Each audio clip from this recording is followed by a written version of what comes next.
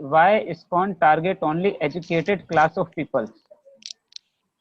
Why all the companies are targeting only people from IIM and IIT and all these things, hiring? उत्तर दीजिए प्रभु, कौन जिनका प्रश्न है वो उत्तर दें।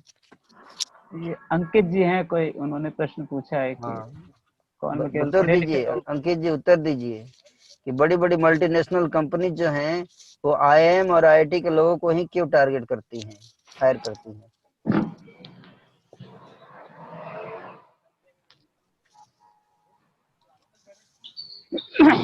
उत्तर दीजिए। उनका कोई आंसर नहीं आ पा रहा है उनका। सिंपल सी बात है, ये लोग काम के आदमी होते हैं, है कि नहीं? कोई भी मिशन को आगे बढ़ाना है, कंपनी को आगे बढ़ाना है तो हमें लीडरशिप चाहिए, उस तरह के विजनरी लोग चाहिए, इंटेलिजेंट लोग चाहिए जो चीजों को आगे लेकर जाएंगे। तो अधर्म को बढ़ाने के लिए जिस तरह से इंटेलिजेंट लोगों की जरूरत पड़ती है, उसी तरह से धर्म को बढ़ाने के लिए भी इंटेलिजेंट लोगों की आवश्यकता है कि नहीं? यस। या धर्म में उल्लू लोगों की जरूरत है?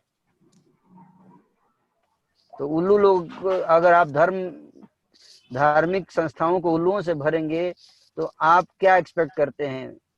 अगर आसाराम बापू या ऐसे लोग है ना, अगर करप्ट लोग आ रहे हैं वहां से, तो फिर आप ब्लेम क्यों करते हैं?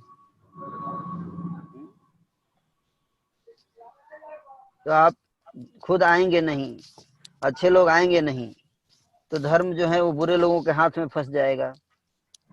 हैं, पढ़े लिखे लोग नहीं आएंगे, एजुकेटेड लोग नहीं आएंगे, इंटेलिजेंट लोग नहीं आएंगे, तो धर्म जो है मूर्खों के हाथ में फंस जाएगा।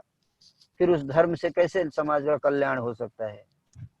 इसीलिए ISKCON जो है इंटेलिजेंट लोगों को टारगेट करता है। हमें कोई शर्म नहीं है इसमें कहने में, कोई कंपनी शर्म नहीं करती इस बात को कहने में कि IIM से उसने 10 लोगों को हायर करके आई है। ना ही उस कंपनी से कोई प्रश्न पूछता है। आप हमसे क्यों प्रश्न पूछ रहे हैं? मेरे को आश्चर्य है।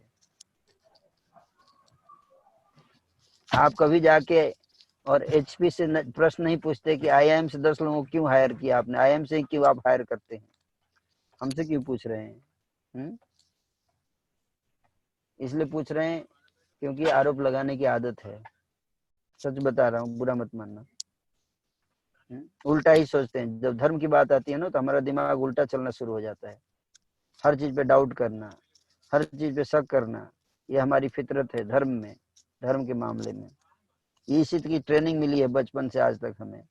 That is the problem.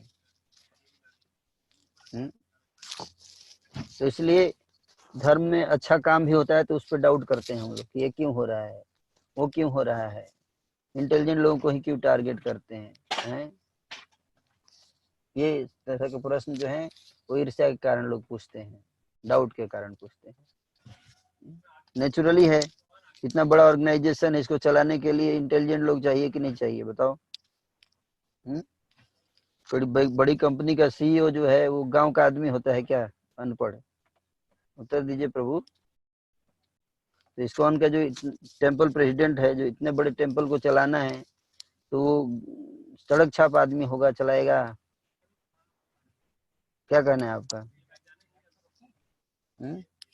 तो सिर्फ इंटेलिजेंट व्यक्ति ना? Yes. What is the difficulty to understand? Prabhu ji, हाँ, देश को तो आखिरकार अनपढ़ लोग ही चला रहे हैं। देश को अनपढ़ लोग चला रहे हैं, इसीलिए तो देश नरक में जा रहा है।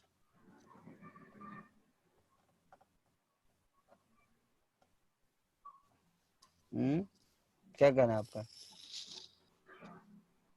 इसीलिए तो आपके देश की 70 साल आजादी के बाद भी आपके देश की 80% जनसंख्या गरीबी के नीचे है, गरीबी रेखा से।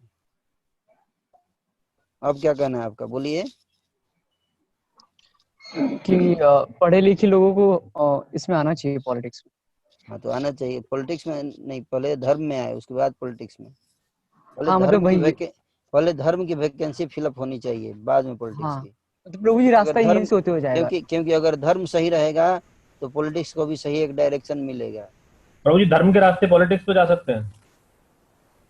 पहले धर्म फिर पॉलिटिक्स। बिना धार्मिक ट्रेनिंग के पॉलिटिक्स में जाओगे तो चोर बन जाओगे। इसलिए पहले जितने राजा होते थे पहले गुरुकुल में जाते थे, 20 साल तक गुरु का आश्रम उनकी ट्रेनिंग होती थी, फिर जाके राजा बनते थे, है कि नहीं?